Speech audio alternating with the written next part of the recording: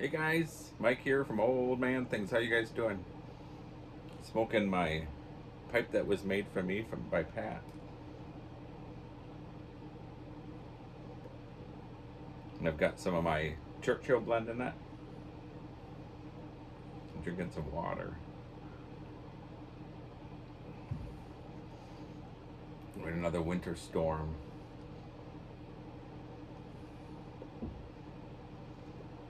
We're into March.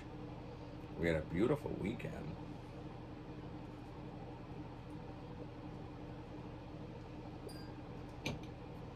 So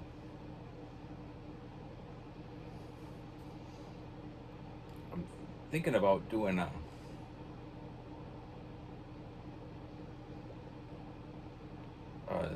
solo canoe trip this spring in the Boundary Waters.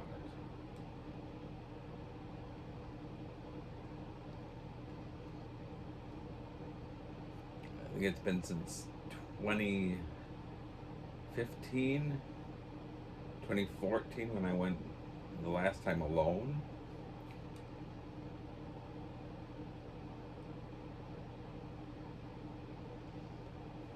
I just think I got that turning inside of me that's like, you gotta do something.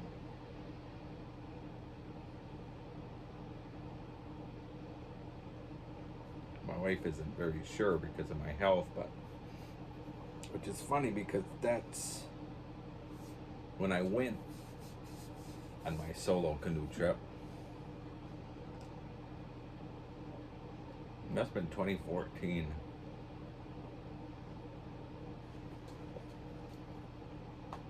Let's see if I can find it quick. It doesn't make any difference, but when I went, that was when I started having symptoms that made me go to the doctor when I got back, and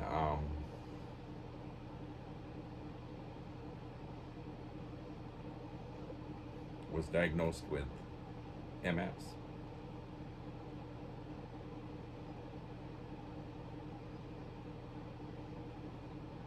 It was 2017.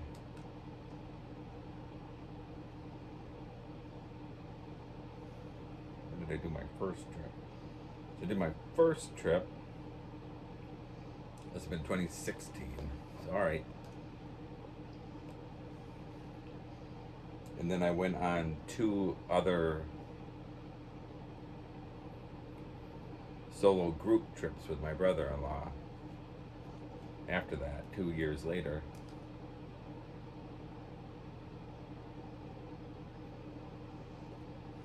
So the first 2 times I went through in Ely, Minnesota.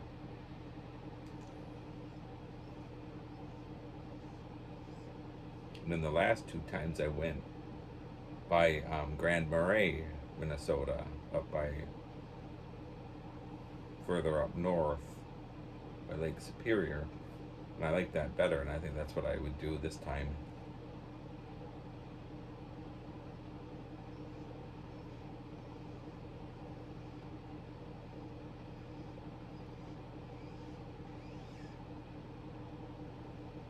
I thought I'd take Thursday off, so I'd leave Wednesday after work.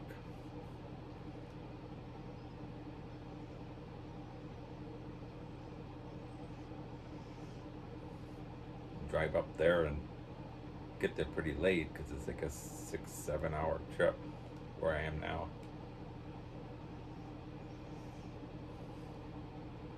Sleep in the truck, get up early in the morning, Thursday morning, and head out,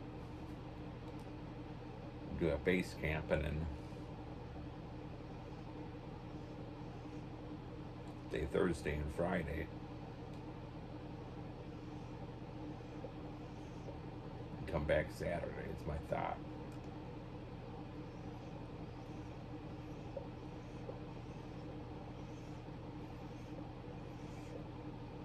I have a Winona Vagabond solo canoe. It maybe weighs about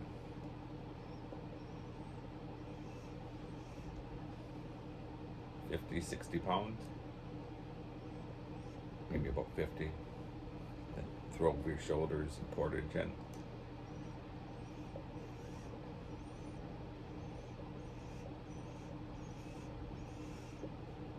So that's what I'm thinking about doing. So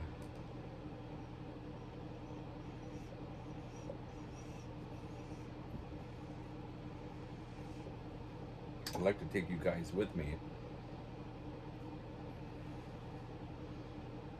And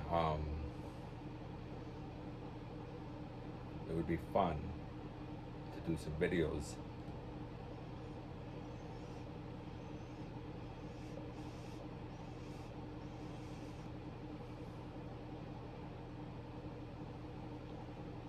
Going there, doing the trip, and coming back.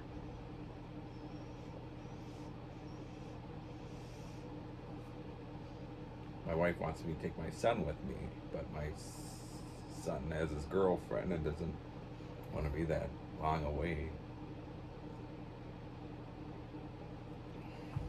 And when I go with my brother-in-law, he always has to bring alcohol with him, and he always starts drinking, and then he gets on politics.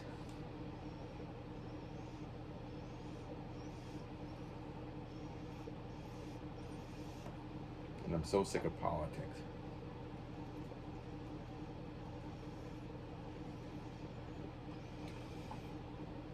I always think I have one little vote, just one little tiny vote. That's all I have. And he's got one little vote, or you have one little vote.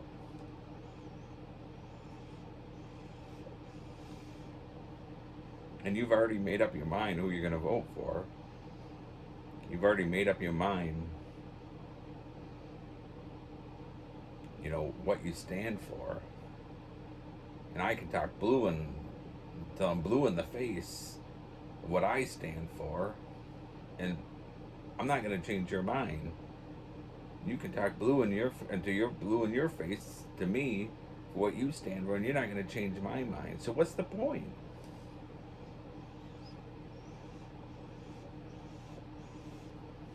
The first time we went, we were just having a normal conversation at night.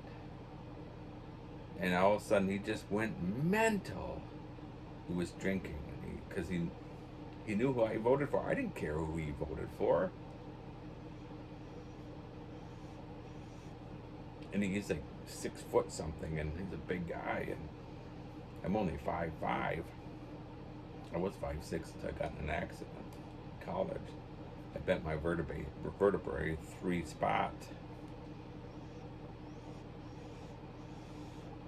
Went down 3/4 of an inch, and my height, you can't afford to go down any.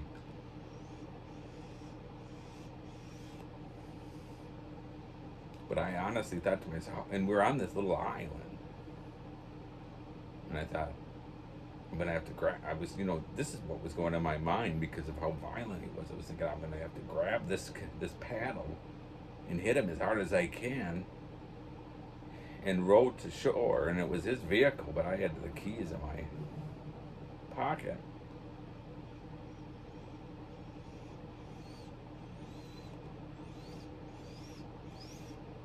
And the last time we went, we agreed not to talk about politics. But he started drinking his wine, and I didn't need to agree at anything because I don't care. I just let me do it. I don't care what other people vote for, again, because I just had one little vote, you just had one little vote. Just went mental.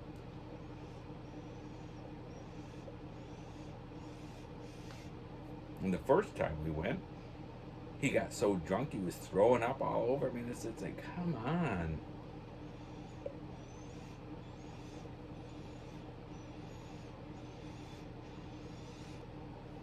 So I just want to go alone. So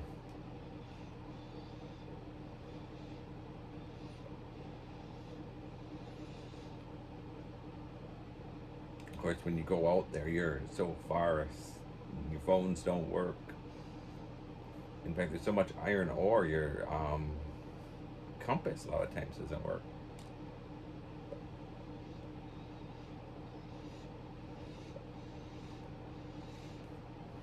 So you have to be on a certain, you know, certain mindset. And there was a few times that when I was with my brother-in-law that it got kind of iffy.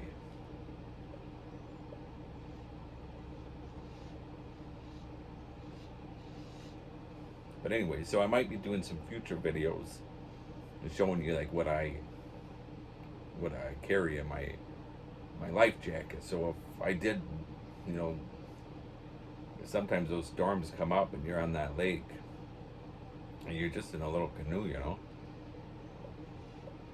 you can capsize very easily. So I keep stuff in my backpack, my life jacket. I have all kinds of stuff that I keep. I usually take my portage bag, and that's where my tent, my clothes, my sleeping pad, my I like a pillow, my pillow, my chair. I keep stuff like that, and then I have a backpack that I keep like my food and stuff in there, and then I have like a base camp watering system. It's a filter system because you go right out in the lake and you get your water from that, and then you, like I have a collapsible bucket and I pour it into this thing. So I thought it might be fun to take you guys with me and show you how I do it. So that's kind of my thinking.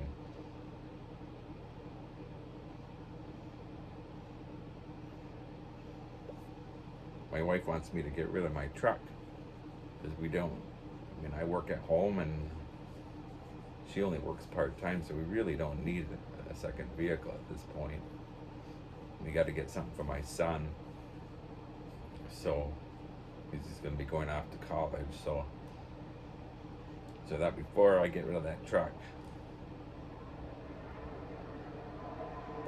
I'll take it for one final trip with the canoe. Okay guys, I see I'm getting late into the show, or the video I mean. Thanks for watching. Thanks for